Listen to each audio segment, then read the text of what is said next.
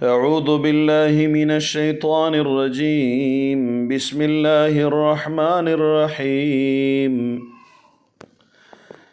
آیات نمبر 99 څلورمه سپاره سورة آل عمران.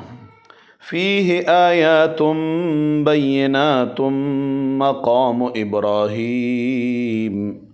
په دې بیت الله شریف کې نښې دي بینات واضحه.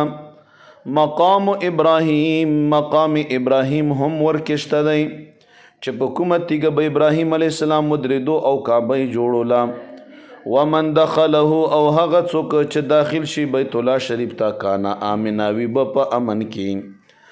ولله او خاص الله تعالی د پاره علی الناس په خلقو باندې حج البیت، حج د بیت الله شریف دی، من استطاع هغه څوک چې طاقت لري الیه بیت الله شریف ته سبیلا د لارې.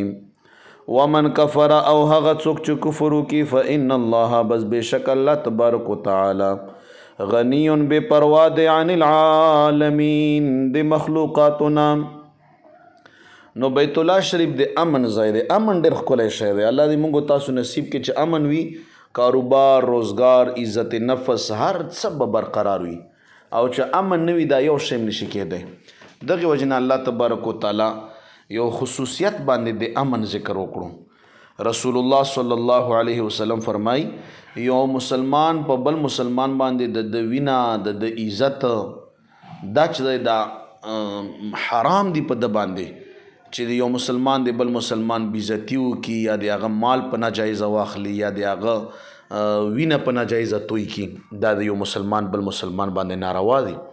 دوستانو نن هم دغه شی شروع دی چې د مسلمان د وینې قیمت نشته دی او هر ځای کې د مؤمن وینه تویږي، او بیا خاص کر د پښتون رب العالمین د په ټولو باندې رحم وکړي، ځکه الله پاک بطور خاص د کعبې شریفې ذکر په امن سره وکړو. رب العالمین د موږ تاسو په امن ولري. صدق الله العظیم.